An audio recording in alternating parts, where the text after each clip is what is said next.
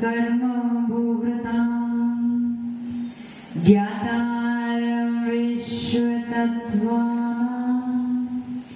वन्दे तद्गुणे लब्धे वन्दे तद्गुणे लब्धे वन्दे तद्गुणे लब्धे। जो लोग पंच परमेश्वर भगवान की देवालय देवादिनाथ भगवान की अंतिम शासन प्रति महावीर स्वामी भगवान की परम पूज्य गुरुदेव श्री आदि सागर महावीर की दिव्य मत सागर सन्मति सागर जी महाराज की परम पूज्य गुरुदेव श्री सुंदर सागर जी महाराज की द्वादशाम जिनवाणी माता की।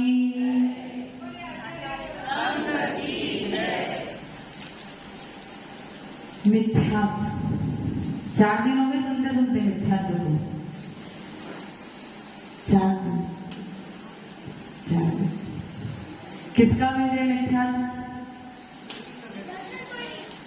किसका भेद है? दर्शन मोहिनी का काम क्या है? दर्शन को मोहित करने का काम किसका है? दर्शन मोहिनी का। दूसरा भेद कौन सा है? चारित्र मोहिनी क्या करता है? चारित्र को मोहित करने वाला चारित्र मोहिनी। वहां क्यों बैठे हो? इधर आके बैठो, जाना है, यहां पे बैठो, क्लास के बाद जाना। दर्शन मोहिनी के 3 भेद थे और चारित्र मोहिनी के 25 भेद थे। भूल गए? दर्शन मोहिनी के 3 भेद में से सबसे पहला भेद का नाम क्या है? मिथ्यात्व से आपको क्या समझ में आता है? क्या समझ में आता है? जो आपकी बुद्धि को भ्रष्ट कर दे, जो आपको बुद्धि रहित कर दे, जो आपकी मान्यताओं को, सोच को, विचार को गलत कर दे, वो कौन है? मिथ्यात्व। मिथ्यात्व की वजह से जीव क्या बन जाता है? मिथ्यात्व कर्म के उदय की वजह से जीव क्या बन जाता है? हमारे पास केवल 2 प्रकार के जीव है पूरे संसार में, केवल 2 प्रकार के जीव है। एक है मिथ्या दृष्टि और दूसरा है सम्यक दृष्टि। जिसकी दृष्टि मिथ्यात्व है, यानी जिसकी दृष्टि, जिसकी सोच, जिसकी मानता, जिसकी विचार मिथ्या यानी उल्टी है, वो कौन है? मिथ्या दृष्टि। यदि आपकी मानता गलत है, उल्टी है, तो आप क्या हो जाओगे? यदि आप मानते हो कि वस्त्रधारी को मोक्ष मिलेगा, तो आपकी मानता गलत हुई है, सही है? गलत है या सही है? गलत। तो आप क्या बन गए? कौन से कर्म के उदय की वजह से? मिथ्यात्व कर्म के उदय की वजह से आप मिथ्या दृष्टि बन गए। यदि आपकी मानता बिल्कुल सही है कि मोक्ष किसे मिलेगा? निग्रंथ भेद से ही आपको मोक्ष मिलेगा। यदि आपकी मानता बिल्कुल सही है तो आप क्या बन जाओगे? तो यहाँ पे जो दृष्टि शब्द है, दृष्टि यानी आपका नजरिया, आपका सोचने का तरीका, आपकी जो मानता है, यदि वो मिथ्या यानी गलत, उल्टी है, तो वो क्या बन जाएंगे आप? मिथ्या दृष्टि। और यदि वही मानता आपकी सही है, सत्य है, समीचीन है, तो आप क्या बन जाओगे? सम्यक दृष्टि। समझ में आ गया? देखो, मिथ्यात्व को सुनने के लिए दिल चाहिए, क्योंकि सत्य कैसा है? कड़वा, पचाने में, मुझे पता है आप सबके लिए पचाने में भारी भी है। और आपके मन में मिथ्यात्व को लेके बहुत सारे प्रश्न चिन्ह हैं, ये भी मुझे पता है। पीछे क्यों बैठ रहे हो भैया? आगे आगे बैठो। और आप सब इतने पीछे क्यों बैठे? आगे आ जाओ, आगे आ जाओ।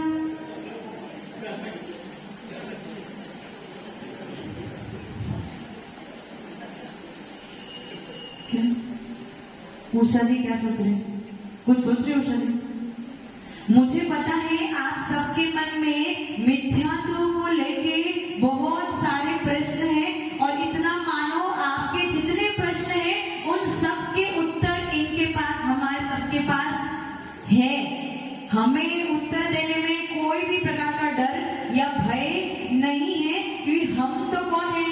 महावीर स्वामी भगवान ने जिस प्रकार से धर्म बताया है, जिस प्रकार से उन्होंने उपदेश दिया है, उनकी प्रभावना करने के लिए हम अडिग खड़े हैं। लेकिन आपके पास वो दिल होना चाहिए कि आप मिथ्यात्व के बारे में स्पष्ट सुन सको। यदि आप में वो कलेजा है तो प्रश्न पूछो, यदि आप में वो कलेजा नहीं है सुनने का, सत्य सुनने की सामर्थ्य नहीं है, और हो सकता है आपके समाज में कोई विवाद हो जाए, तो मैं क्लियरली बता दूं, मैं मिथ्यात्व आज ही बंद कर देती हूँ। राजू जी, क्या बोला मैंने? मिथ्यात्व को सुनने के लिए दवाई तो कड़वी होती है, लेकिन माता पिता क्या सोचते हैं? माता पिता क्या सोचते हैं? बच्चे को ठीक करने के लिए कड़वी दवाई दो। अच्छा, मक्खी किस पे भिनभिनाती है? मल पे, गंदगी पे भिन। आपको पता है मक्खी मल पे भिनभिना रही है, आप क्या सोचोगे? मैं उसको समझा दूं कि भैया इससे मत भिनभिना, ये अच्छा नहीं है, समझ जाएगी क्या? तो जिसकी बुद्धि भ्रष्ट है उसको तो। यदि आपको चाहिए कि आप अपनी बुद्धि को, अपने विचार को, अपने सोच को थोड़ा सा ब्रॉड करो, तो मिथ्यात्व के बारे में सुनना। और यदि आपको लगे कि कहीं विवाद हो रहा है, तो फिर हम मिथ्यात्व को यहीं पे खत्म कर देते हैं, आगे बढ़ जाते हैं। क्या करना है? सुनना है, सुनना है। साधना जी, सुनना है। तो यदि आपके मन में प्रश्न है तो अच्छे से पूछो, हम उसका उत्तर देंगे, लेकिन सुनने की सामर्थ्य रखना, क्योंकि जो बोलेंगे वो सत्य बोलेंगे, और सत्य तो कड़वा ही होगा, और आप सबके लिए तो स्पेशली कड़वा होगा। समझ में आ गया? समझ में आ रहा है ना? पुनीत जी, मिथ्या दृष्टि हो है, छोड़ना है। क्यों छोड़ना है? उसके पीछे भी तो कारण होना चाहिए। मिथ्या को छोड़ना क्यों है? इस मोक्ष मार्ग की प्रथम सीढ़ी है सम्यक दर्शन। सम्यक ज्ञान हासिल करना इतना डिफिकल्ट नहीं है। सम्यक चारित्र हासिल करना, पूजा आंटी चर्चा मत करो, इधर मेरी बात सुनो। सम्यक ज्ञान हासिल करना इतना मुश्किल नहीं है, सम्यक चारित्र भी हासिल करना उतना मुश्किल नहीं है। सबसे ज्यादा मुश्किल, सबसे ज्यादा कठिन यदि कुछ प्राप्त करना है तो वो है सम्यक दर्शन। कोई भी बड़ी बड़ी पोस्ट की जो एग्जाम होती है, उसकी एंट्रेंस एग्जाम ही सबसे डिफिकल्ट होती है, बाकी सब इतना डिफिकल्ट नहीं होती। एंट्रेंस, बस ये एंट्रेंस एग्जाम है। एक बार आपने सम्यक दर्शन को प्राप्त कर लिया, फिर आपके लिए कोई तकलीफ कुछ भी नहीं बचेगा। फिर धीरे धीरे आप आगे बढ़ते ही जाओगे, जीवन में कठिनाई नहीं आएगी। समझ में आ रहा है? सम्यक दर्शन, मिथ्या दर्शन कैसा है? सबसे बड़ा, सबसे बड़ा, सबसे बड़ा क्या है?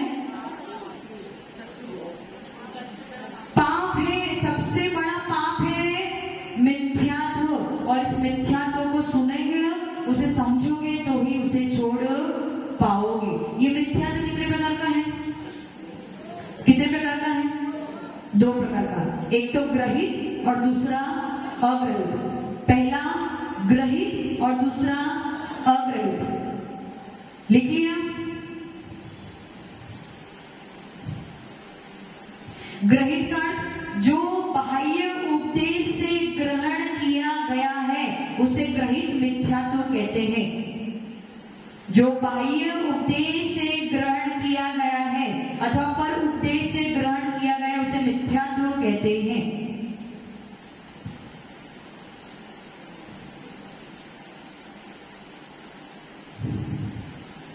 बाह्य उपदेश यानी पर उपदेश, यानी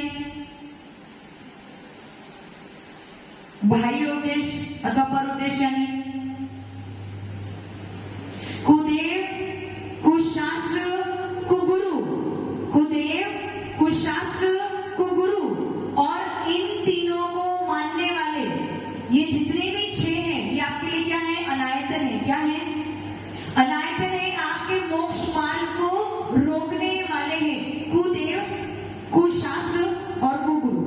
कुदेव जो भगवान नहीं, कुशास्त्र अन्य मत में लिखे हुए सारे शास्त्र, और कुगुरु अन्य मत को, अन्य धर्म को, अन्य मान्यता को या गलत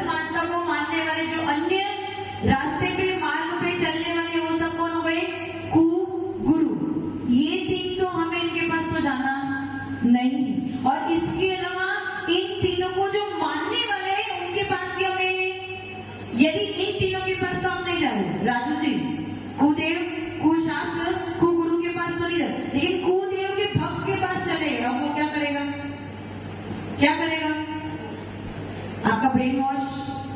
कुशास्त्र को मानने वाले के पास चले गए, वो क्या करेगा आपका? या कुगुरु को मानने भक्त करता क्या है? फैन फॉलोइंग को बढ़ाता है। वो क्या करेगा? वो अपने पक्ष का बात रखेगा आपके सामने और आप क्या हो जाओगे? अच्छा मेरे को बताओ, एक बाबा यहाँ पे आ जाए, एक बाबा यहाँ पे आ जाए और हम यहाँ पे बैठे, मतलब मैं बैठे, और हम दोनों में ऐसी स्पर्धा हो जाएगी कौन चमत्कार करके दिखा सकता है। वो तो चमत्कार करने में सफल हो जाए, मैं चमत्कार ना कर पाऊं, तो फिर आपके मन में क्या आ जाएगा? दिनेश जी आपके मन में क्या आ जाएगा? बाबा में कुछ तो, कौन से निर्वृत्त पेशधारी बाबा की बात नहीं कर रही, कोई भी XYZ कोई बाबा आ जाए, वो आपको चमत्कार करके दिखा दी और मैं आपको चमत्कार करके ना दिखाऊं, तो आपके मन में क्या भावना आ जाएगी? क्या चमत्कार वालों पे आपको ज्यादा, तो उसका मतलब क्या? आपकी श्रद्धा डगमग। कौन किसने डगमगाई? दर्शन आपने डगमगाई, इसलिए आपका मिथ्यात्व कर्म का उदय आ गया। यदि आप उस श्रद्धा को पकड़ के बैठते, कितने भी चमत्कार देख लो, कुछ भी देख लो, लेकिन जो हमारा मोक्ष मार्ग है वही सर्वोत्कृष्ट है, सर्वोत्तम है, तो आपका मिथ्यात्व कर्म का उदय। समझ में आ रहा है मैं क्या कह रही हूँ? समझ? तो कुदेव, कुशास्त्र, कुगुरु, और इन तीनों को मानने वाले, कुदेव को मानने वाले, कुशास्त्र को मानने वाले और कुगुरु को मानने वाले, ये 6 अनायतन हो गए। क्या हो गए? 6 अनायतन हो गए। इन 6 अनायतनों की बात सुन के जो आप मिथ्यात्व बाहर से ग्रहण करते हैं, उसे ग्रहित मिथ्यात्व कहते हैं। क्या कहते हैं? ग्रहित मिथ्यात्व। जैसे आपके बच्चे बचपन से आपने उनको क्या संस्कार दिए? भैया मंदिर जाना, निग्रंथ भेदारी मुनिराज को नमोस्तु करना, अपने ही शास्त्र पढ़ना, नमोकार मंत्र बोलना, बाकी अन्य किसी के पास मत जाना, इनको ही नमोस्तु करना, इनको ही नमस्कार। लेकिन यदि वो बच्चा स्कूल में जाके कोई अन्य मित्र जो अन्य संप्रदाय का हो, उसके साथ में मिलके उसके जैसे ही कार्य करने लगे, तो वो क्या हो जाएगा? ग्रहित मिथ्यात्व। कहां से सीख के आया वो? कहां से सीख के आया? बाहर से सीख के आया। समझ में आ रहा है? आप किस प्रकार से मिथ्यात्व को ग्रहण करते हो? एक तो स्वयं से, पूर्व जन्म से ही आप कुछ ऐसे संस्कार लेके आते हो जिसकी वजह से आपके पास नेचुरली मिथ्यात्व होता है। और दूसरा है बाहर से किसी के द्वारा ग्रहण किया हुआ, किसी के द्वारा दिया हुआ, किसी के द्वारा सुनाया गया जो है, वो आपका ग्रहित मिथ्यात्व हो जाएगा। समझ में आ रहा है? समझ में आ रहा है? मिथ्यात्व और सम्यक्त्व, इन दोनों की जब तुलना करते हो, अच्छा आप लोग रोज अभिषेक, पूजा पाठ, गुरुओं की सेवा आदि करते हो? करते हो? करते हो कि नहीं करते? करते हो? अच्छा, सम्यक दृष्टि को रत्न की संज्ञा दी गई। किसकी संज्ञा? रत्न। और मिथ्या दृष्टि को पत्थर की संज्ञा दी गई। किसकी संज्ञा? भारी कौन है? भारी कौन है? पत्थर या रतन? हीरा या पत्थर? हीरा भारी है। वैल्यू की बात नहीं, आपको वैल्यू को मतलब ही नहीं है, आप तो केवल वजन से तोलते हो। भारी कौन है?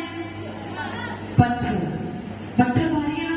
मिथ्या दृष्टि भी उसी प्रकार पत्थर की तरह बोझा लेके घूमता रहता है, पूरे दिन पर मंदिर में पड़ा रहेगा, गुरुओं की सेवा करेगा, लेकिन यदि उसकी मानता गलत है तो उसके जीवन का कोई मूल्य, पत्थर का मूल्य है क्या? पत्थर का मूल्य है? पत्थर वजन ना रहे लेकिन उसका मूल्य। उसी प्रकार से यदि कोई सम्यक दृष्टि दिन में एक बार भी अगर भगवान के दर्शन कर लेता है, गुरुओं की सेवा कर देता है, तो वो हीरे के समान वजन उठा के भी सबसे ज्यादा वैल्यू उसके जीवन की होगी। समझ में है मैं क्या कह रही हूँ? मिथ्या दृष्टि कैसा है? पत्थर के समान। सम्यक दृष्टि कैसा है? हीरे के समान। पत्थर का वजन ज्यादा है लेकिन वैल्यू कम है, और हीरे की वैल्यू ज्यादा है लेकिन वजन। और आपको क्या अच्छा लगता है? वजन अच्छा लगता है ना, वैल्यू तो। अच्छा, बच्चों को 8 वर्ष के बाद ही आहार देने की परमिशन क्यों है? 8 वर्ष के बाद ही आहार देने की परमिशन है, 8 वर्ष के बाद ही अभिषेक करने की परमिशन है, 8 वर्ष के बाद ही दीक्षा ग्रहण करने की परमिशन है। ऐसा क्या है 8 वर्ष में? किसी को पता है? पुनीत जी, 8 वर्ष दिमाग विकसित हो जाता है। अमित जी बता रहे, नहीं पता? कुछ आइडिया किसी को? कैलाश जी, क्या उसका दिमाग विकसित हो जाता है? आजकल तो छोटे छोटे बच्चों को देखो, मोबाइल पूरा चला लेते हैं, दिमाग पहले से विकसित हो गया उनका। तो माइंड दे दो।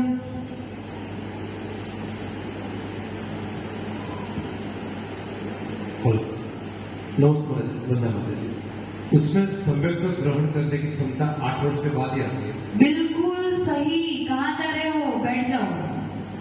हाँ, अभी बैठ जाओ, क्लास ज्यादा इंपॉर्टेंट, नाटक बाद में करूंगा। सम्यक दर्शन ग्रहण करने की सामर्थ्य कब आएगी? 8 वर्ष के बाद ही कोई जीव सम्यक दर्शन ग्रहण कर सकता है। और क्योंकि उसकी 8 वर्ष के बाद ही सम्यक दर्शन ग्रहण करने की सामर्थ्य आती है, इसीलिए बच्चों को आहार देने का मौका भी 8 वर्ष के बाद ही प्राप्त होता है। अभिषेक करने का सामर्थ्य भी 8 वर्ष के बाद ही प्राप्त होता है, और दीक्षा लेने की सामर्थ्य भी 8 वर्ष के बाद ही प्राप्त होती है। ये है सम्यक दर्शन का मूल्य। पता था आपको?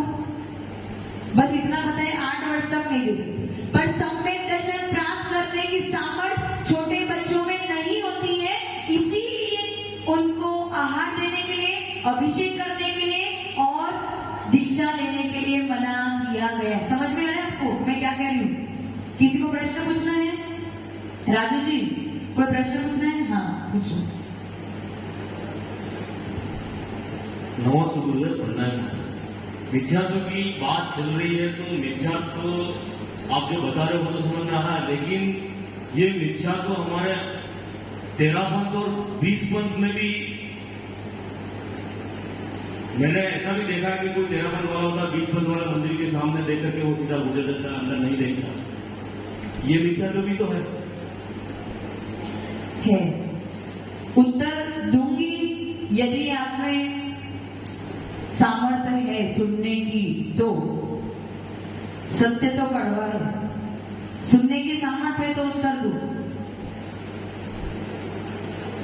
हाँ, ये सब तो है ऑनलाइन सुनने वाले।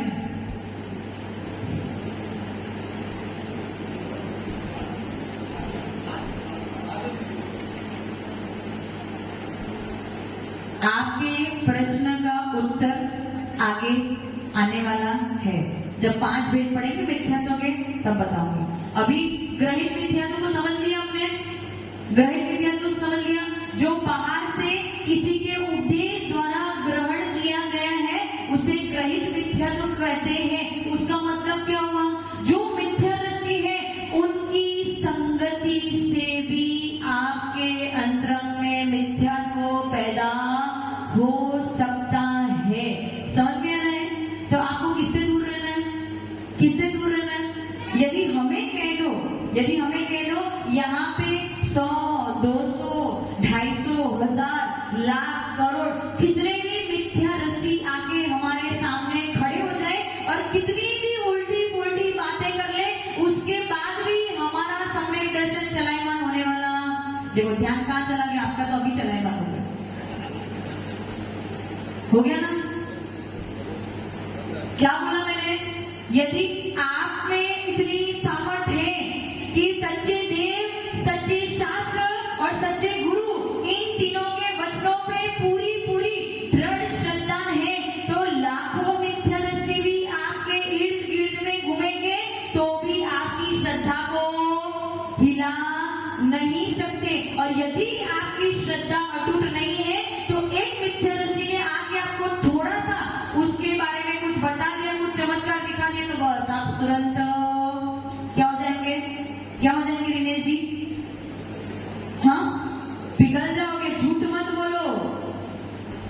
पिघल जाओगे, क्योंकि अभी भी आपका श्रद्धा अटूट नहीं है, अभी भी आपके मन में बहुत सारे प्रश्न है कि नहीं है ना? बस पूछना नहीं चाहते, ऐसा है ना साधना जी? प्रश्न तो बहुत है ना, पूछना नहीं है। पूछ लो, इससे आपका ज्ञान भी बढ़ेगा और बाकी सबका ज्ञान भी बढ़ेगा। दो माइक दो।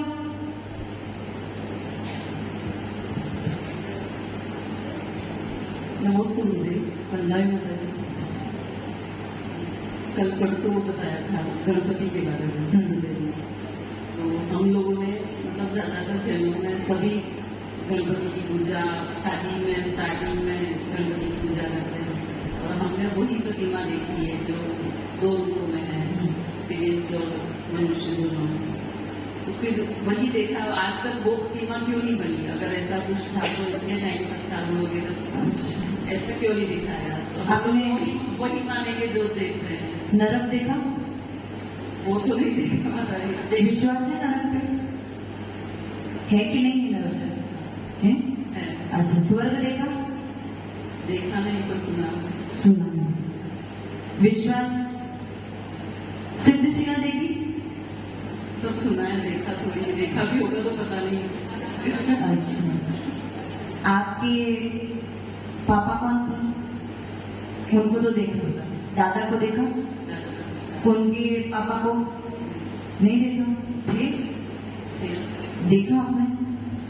फोटो को देखा। फोटो उनके पापा? बस वो फोटो में देखते हैं। कितने फोटो देखे? हाँ। कितने पापा के? उसके बाद वाले जो है वो परिवार ने जैसे बताया वैसे चलता है। परिवार ने जैसे बताया उसी प्रकार से, जिस प्रकार से देवादिदेव ने, अरिहंत देव ने, आचार्य परमेश्वरी ने जो परंपरा से जिस प्रकार से चलता आ रहा है, उन्होंने उसी प्रकार से प्रतिपादन किया है। वही हमारी परंपरा है। जिस प्रकार से आपको अपने पापा दादा आदि पे विश्वास है, उसी प्रकार से हमें किन पे विश्वास है? केवल ज्ञानी पे विश्वास है। जिनके पास केवल ज्ञान, इनके पास पूरा ज्ञान है। उनके पास ज्ञान में एक क्षण मात्र भी कमी, वो एक वस्तु का भी गलत प्रतिपादन। केवल ज्ञान की विशेषता क्या है? कि वो हर वस्तु को जैसी है वैसी की वैसी ही जानते हैं। केवल ज्ञान की विशेषता। तो वो जो बताए कि उसमें थोड़ा सा भी असत्य हो सकता है क्या? असत्य तो, और उन्होंने जो बताया वही गंधर्व ने जेला और वही आचार्य परमेश्वरी ने, तो उसमें कुछ असत्य हो सकता है क्या? वही माता जी, वो सत्य है, पर हमको अभी तक क्यों नहीं पता? आपको इसीलिए नहीं पता क्योंकि आपका घोर मिथ्या जो कर्म का उदय था, और आपको आज तक ऐसे निमित्त नहीं मिले जो आपको कड़वी दवाएं खिला दे। समझ में आया? निमित्त की कमी थी। आज तक आपको कोई ऐसा बोलने वाला नहीं मिला कि तुम गलत कर रहे हो, तुम्हारी क्रिया गलत है, तुम गलत मार्ग पे चल रहे हो, ये मार्ग सही नहीं है। हो सकता है अब तुम्हारा सौभाग्य जगा हो कि कोई ऐसे निमित्त मिल गए जिसको तुम सुन के हो सकता है मिथ्यात्व को छोड़ के समय दृष्टि बन जाओ। समझ में है? ये उदाहरण बताया जैसे कि एक कोई बाबा बुलाया, कोई अपने स्थान बैठे हुए, और हर व्यक्ति का ये स्वभाव होता है जहाँ चमत्कार होता है, वहाँ नमस्कार होता है। बिल्कुल सही। हर कोई उसी की तरफ फिर चला जाएगा। ये तो होता ही है माता जी। फिर चमत्कार किसके बल पे करते हैं? मैंने आपको पहले भी बताया था, चमत्कार किसके बल पे करते हैं? देवी देवताओं को सिद्ध करके वो चमत्कार करते हैं। और देवी देवताओं को सिद्ध करना मुश्किल नहीं है, बहुत आसान है, कोई भी कर सकता है। थोड़ी सी साधना और थोड़ी सी तपस्या करनी पड़ती है और देवी देवता सिद्ध हो जाते हैं। और उन देवी देवताओं के बल पे आप पूरी दुनिया को पागल बना सकते हो, इसमें कोई डाउट नहीं। परंतु हमें चमत्कार को नमस्कार नहीं करना है। साधुओं के पास भी चमत्कार होते हैं, साधुओं में भी वो सामर्थ्य है। हमारे पूर्व के जो आचार्य थे उनके पास रिद्धियां होती थी, वो चाहते हैं तो वो रिद्धियों को दिखा दिखा के, बहुत चमत्कार दिखा दिखा के अपने धर्म की प्रभावना कर सकते थे। लेकिन वो लोभ कषाय में तुम चमत्कार दिखाओगे तो तुम्हारा जगत में क्या होगा? क्या होगा? चमत्कार दिखाओगे तो लोग तुम्हारे पीछे पागल बन जाएंगे। पागल हो जाओगे तो आपका नाम क्या हो जाएगा? आप विश्वविख्यात बन जाओगे, आपका नाम बढ़ जाएगा, फिर आपका पूरा दिन मन किसमें लगेगा? चमत्कार दिखाने में। आपकी साधना, आपकी तपस्या, सब कुछ वहीं की वहीं, धरी की धरी रह जाएंगे। उस लोग को छोड़ के साधु चमत्कार नहीं दिखाते और अपने मार्ग पे दृढ़ रहते हैं। इसीलिए हमें जरूरी है परखो। डायमंड सोना लेने जाते हो तो बिना देखे, बिना तोले ही ले लेते हो क्या? परखे बिना तो जब आप उद्गल को भी नहीं लेते हो तो किसी को भगवान कैसे मान सकते हो परखे बिना? समझ में आ रहा है साधना जी? सबसे पहले किसकी पूजा करनी? गणेश की पूजा करनी है। किसकी पूजा करनी? जो गण के ईश है, जो साधु संघ के ईश है, जो साधु संघ के नायक है, ऐसे गणधरों की, ऐसे आचार्यों की हमें पूजा करनी है। पंच परमेश्वरी की पूजा करनी है, इसी से मंगल होगा। समझ में है? किसी को प्रश्न पूछना है? किसी को प्रश्न पूछना है? ऐसे बहुत से जितने भी संप्रदाय हैं, वो सब, उनकी सबकी उपज कहां से हुई? कहां से हुई? कहां से हुई? इसी धर्म से हुई है। आचार्य जी की परमिशन चाहूंगी, अच्छी वो वाली कहानी सुनाऊं? 5 मिनट, 5 मिनट।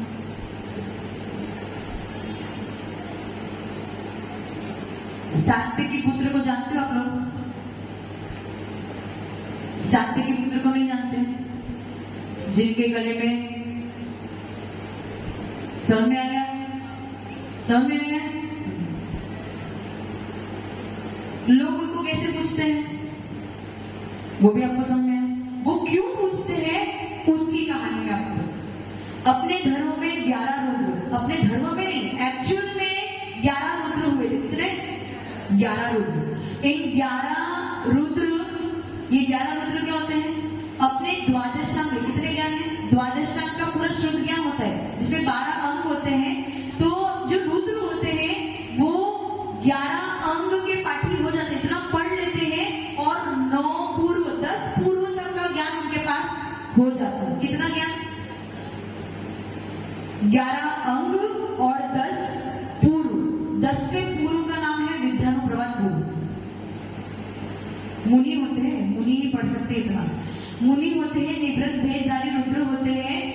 मुनि भेष को धारण करके वो शुद्ध ज्ञान को प्राप्त करना प्रारंभ करते हैं और पढ़ते पढ़ते पढ़ते 11 अंग और 10 पूर्व के पाठी हो जाते हैं। 10 से पूर्व का नाम है विद्यानुप्रवाद पूर्व, जिसमें उनको इस पूर्व का ज्ञान होने के बाद 500 विद्याएं उनके चरणों में आके गिर जाती। विद्या यानी देवी देवता, जो उन विद्याओं के स्वामी होते हैं, वो देवी देवता उनके चरणों में आके गिर जाते हैं। यदि वो उनके लोभ में ना पड़े तो वो आगे का ज्ञान प्राप्त कर सकते हैं। लेकिन रुद्र क्या करते हैं? वो उनके लोभ में पड़ जाते हैं कि ओ मुझे इतना ज्ञान हो गया है कि 500 विद्याएं मेरे चरणों में आके गिर गई हैं और इन 500 विद्याओं के बल पे मैं जगत में कुछ भी, ये क्या हो गई? बुद्धि। क्या मुनिराज है? निवृत्त भेषधारी मुनिराज। लेकिन केवल उन 500 विद्याओं के लोभ में वो क्या कर देते? अपने मुनि भेष को छोड़ने के बाद क्या करते हैं? भ्रष्ट हो जाते हैं और विवाह। उसमें से एक रुद्र थे सात्विकी पुत्र। कौन थे? समझ में आया ना सबको? कौन थे? सात्विकी पुत्र समझ में नहीं आया? समझ में आया ना? आगे आसपास में पूछ लेना। सात्विकी पुत्र एक रुद्र, 11वें रुद्र थे वो। 11वें रुद्र थे सात्विकी पुत्र। उन्होंने भी इसी प्रकार से ज्ञान प्राप्त किया। 500 विद्याएं उनके चरणों में आके गिरी। उन्होंने उन 500 विद्याओं को अपना लिया और उसको अपनाने में उनको इतना घमंड हो गया, इतना लोभ बढ़ गया कि उन्होंने मुनिवेश को छोड़ दिया और किसमें लग गए? जगत में मायाचारी करने में लग गए और अपना नाम विख्यात करने में लग गए। और इसी के दौरान उन्होंने क्या कर लिया? विवाह कर लिया। किससे विवाह किया? समझ गए ना? किससे विवाह किया? उन्होंने विवाह कर लिया और विवाह करने के बाद भी वो जो जिस राज्य में रह रहे थे उस राज्य वालों को बहुत परेशान कर रहे थे। उन विद्याओं के बल पे वो सबको बहुत परेशान कर रहे थे। तो राजा ने निर्णय लिया कि किसी न किसी प्रकार से इनका विध्वंस हो, और जब तक विद्याएं हैं तब तक इनका विध्वंस होने वाला। विद्याएं उन पे किसी भी प्रकार का उपसर्ग करने नहीं देगी। तो क्या हुआ? एक ऐसी कंडीशन है जिसमें वो विद्याएं दमित हो जाती है। तो उस समय जब उनकी पत्नी और वो साथ में थे तभी राजा और उनकी सेना ने आके उनको धड़ से क्या कर दिया? दोनों को, किसको? दोनों को, सात्यकी पुत्र और जिससे विवाह हुआ था उनको क्या कर दिया? धड़ से अलग कर दिया। अब उन विद्याओं का स्वामी कौन था? रुद्र। उन विद्याओं का, अब वो विद्याएं तो नाराज हो गई, हमारे स्वामी को तुमने मार दिया। तो उन विद्याओं ने क्या किया?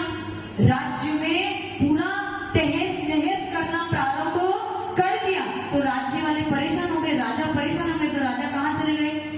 एक मुनिराज के पास चले गए और मुनिराज को पूछा कि ये हमने उनको तो मार दिया लेकिन ये विद्याओं को शांत कैसे करे? तो साधु ने, मुनिराज ने क्या उत्तर दिया? अवधि ज्ञानी थे साधु। उन्होंने क्या उत्तर? इन विद्याओं को आपको शांत करने के लिए उनकी चिन्ह की पूजा करनी पड़ेगी। चिन्ह स्थापित करके उसकी पूजा, समझ रहे ना मेरी बात को? उनका चिन्ह स्थापित करके उनकी पूजा करनी पड़ेगी। और पूरे राज्य वालों ने मिलके उनके चिन्ह को स्थापित करके पूजा करी और उसके बाद विद्याएं शांत हुई, उपसर्ग टल गया। लेकिन गलती कहाँ हुई? गलती कहाँ हुई? एक ही बार पूजा करके विद्याओं को शांत करना था, लेकिन लोगों ने क्या कर दिया? क्या कर दिया?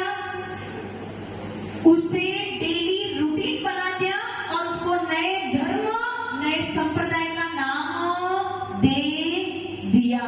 इस प्रकार से धर्म की उत्पत्ति, अनेक अनेक अलग अलग संप्रदाय की उत्पत्ति होती है। समझ में आ रहा है आपको मैं क्या कह रही हूँ? समझ में आ रहा है? इस प्रकार से आप गलत रास्ते पे चले जाते हो। पूजनीय नहीं, वो केवल उस प्रॉब्लम का सल्यूशन था, लेकिन भगवान, समझ में आ गया? वो प्रॉब्लम तो नष्ट हो गई। और आज भी लोग क्या कर रहे हैं? अब तो कोई प्रॉब्लम नहीं है ना।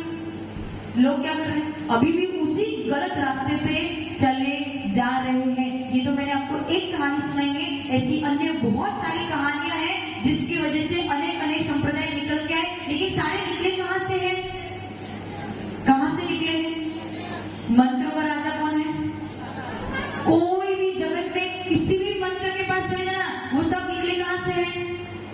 उसी प्रकार से सारे संप्रदाय निकले कहां से? समझ में आ गया? समझ में? ओम नमः सिद्धेश्वर समय जाता हूँ, हमें गुरुदेव को सुनना है। एक बार सरस्वती माता के चरणों में वंदन करेंगे इस भावना के साथ में कि हम जो जितनी भी गलत मेंटेलिटी हम अपने दिमाग में लेके बैठे हैं उनसे हम दूर हो जाए। सब लोग तैयार हो? चलो। ओम ह्रीं वाग्वादिनी द्वादशांगिनी हंसिकामिनी वीणावादिनी शुद्ध सबका सार बताए सरस्वतीभ्यो सरस्वतीभ्यो सरस्वतीभ्यो। जीवन द्वादशांगिनी वाणी माता की, आचार्य गुरुदेव सुंदर सागर जी महाराज की।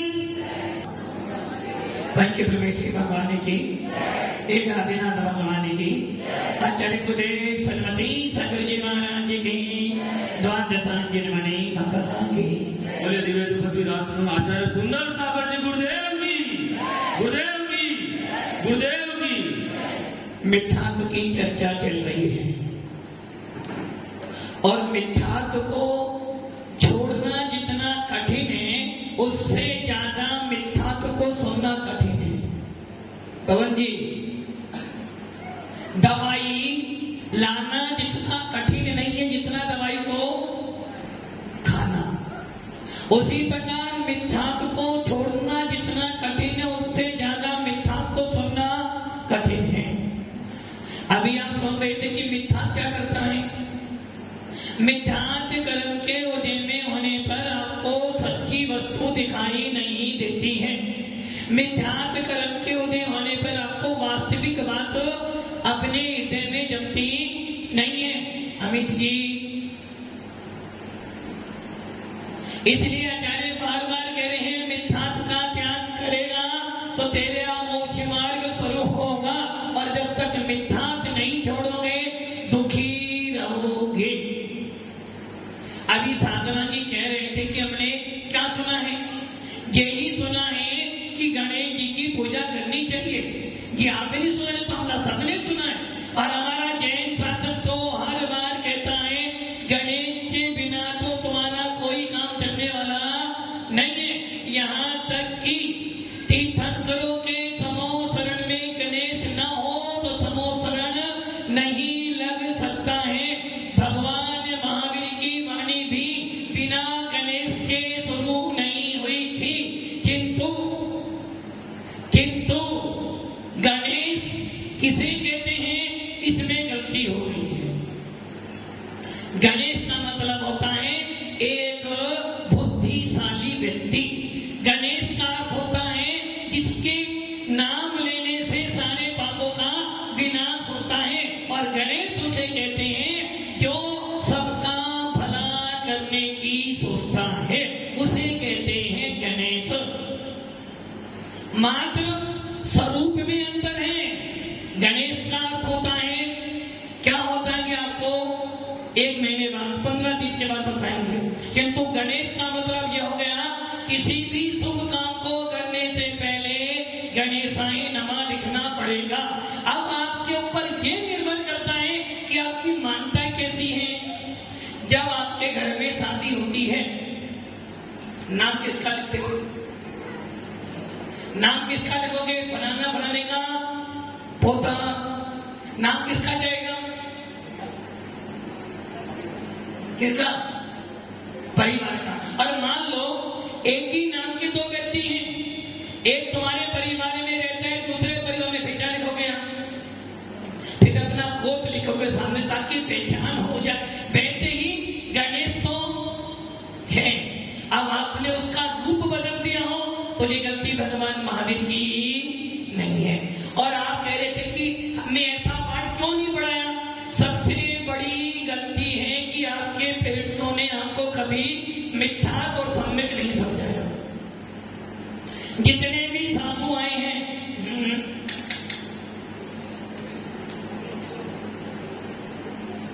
अब यदि यहाँ आकर भी अपना अपनी जान चलाओगे तो फिर हमारी जरूरत क्या पड़ेगी भैया। मात्र टाइम पास करने के लिए नहीं आ रहे आप, और आप लोगों से ज्यादा कीमती समय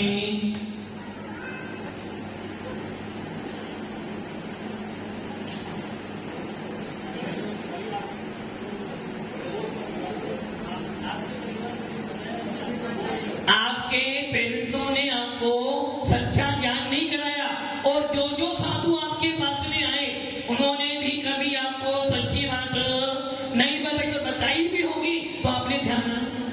क्योंकि साधुओं को भी लगता है यदि हम सत्य बोलेंगे तो कुछ लोग, पवन जी, कुछ लोग अलग हो जाएंगे, यदि कुछ लोग अलग हो जाएंगे तो पब्लिक एक ध्यान रखना, जैन शासन भीड़ का नाम नहीं है। जैन शासन मजबूरी का नाम नहीं, मजबूती का नाम है। यदि कोई आपसे पूछे, जितने लोग यहाँ बैठे हैं, कोई आपसे कह दे कि भगवान महावीर ने विवाह किया है, आप मानोगे? पवन जी मान जाओगे ना? पवन जी मानोगे ना? भगवान महावीर ने विवाह किया, मान जाओगे ना? और तुम्हारा विवाह हो गया। यदि कोई आपसे कहे भगवान महावीर ने विवाह किया, मानोगे? मैं तो ये पूछ रहा हूं, यदि कोई आपसे कहे भगवान महावीर ने विवाह किया, मानोगे नहीं मानोगे? यदि वो आपको 10 किलो सोना दे दे तो बोलो मानो भाई, तो मानोगे ना? क्यों नहीं मानोगे? और आपको लग रहा कि मैं ये बात नहीं मानूंगा तो आपका व्यापार बंद हो जाए, तो मानोगे ना? मानोगे ना? बस यही मिथ्या है। हमारे इतिहासों की पुस्तकों में जो स्कूल में पढ़ाई की जाती है उनमें क्या लिखा है? भगवान महावीर ने विवाह किया, उनके दो ये धर्म, ये सब गलत है। और इन गलत बातों का सपोर्ट जो करे वो भी आपके पेरेंट्स ने आपको नहीं समझाया। और आप ये ध्यान रखना, जब तक मिथ्यात नहीं छोड़ोगे आपके कर्मों का कुछ भी होने वाला नहीं है।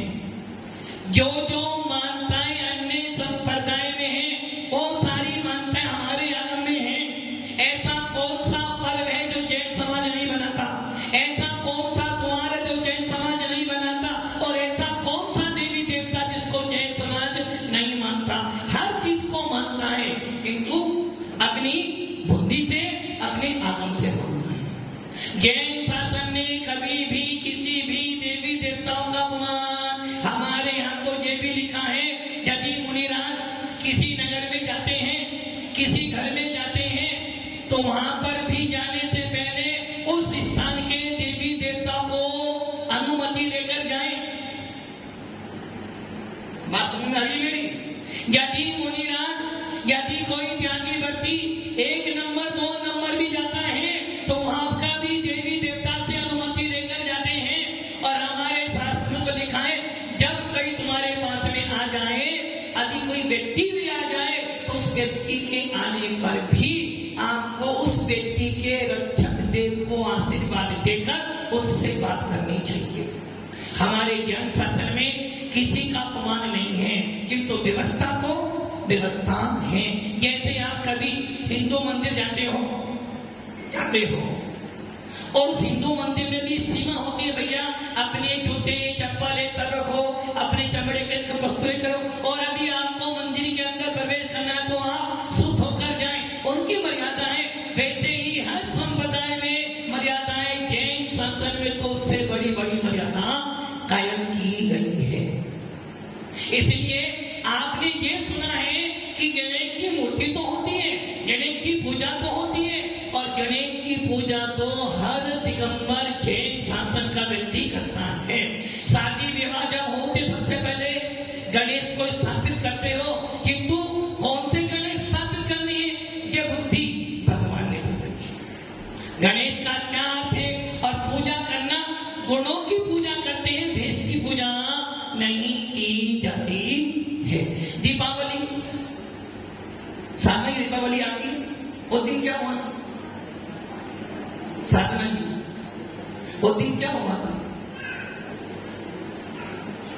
भगवान महावीर, अच्छा आप क्या करते हो? क्या करते हो? शाम को करते हो ना? बस ये तो जानते हो ना। अभी आपने कहा बोला, हमने सुना नहीं, ये तो आप जान रहे हो कि भगवान दीपावली के दिन भगवान महावीर को वकील साहब क्या हुआ था? दीपावली के दिन भगवान महावीर को मोक्ष मिला था। शाम को क्या हुआ था? क्या हुआ था? शाम को लड्डू खाए थे। शाम को क्या हुआ था? वकील साहब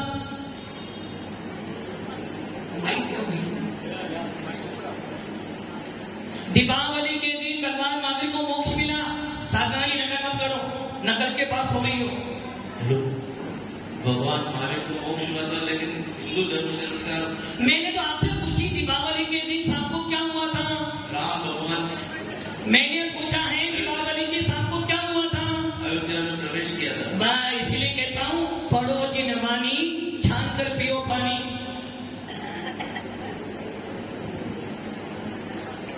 क्या हुआ था शाम को? वकील साहब, शाम को क्या हुआ था दीपावली के दिन? राम जी प्रवेश किया था, दीपक से श्रृंगार किया।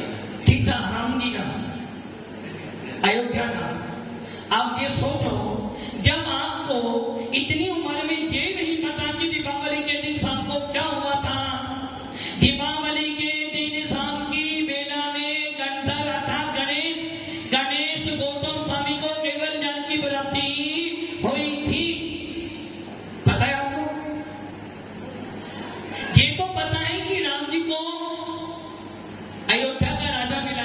सही है ना बच्चे साहब? दीपावली के दिन राम जी वनवास से निकलकर अयोध्या आए थे और सबों ने आनंद दीपक जलाए थे। अरे राजा राम अयोध्या के राजा थे, हम राजा राम को नहीं मानते। हमारे जैन शासन में पैसे वालों का मूल्य नहीं है, हमारे जैन शासन में बड़ी हवेली का मूल्य नहीं है। आदिनाथ की 84 लाख का महल, 84 खंड का महल था। राजा राम का तो मत एक अयोध्या में महल था और राजा आदिनाथ, राजाधिराज आदिनाथ का 84 खंड का महल था, जिसका बेटा चक्रवर्ती का 6 खंड का अधिपति था। फिर भी जैन समाज ने, वीतराग शासन ने उनको हाथ नहीं जोड़ा। राजा आदिनाथ अपने अयोध्या के राजा होंगे, हमारे जैन शासन के राजा। यदि हमारे जैन शासन के राजा बनना है तो 84 खंड का महल छोड़ना पड़ेगा, स्त्री छोड़नी पड़ेगी, परिग्रह छोड़ना पड़ेगा और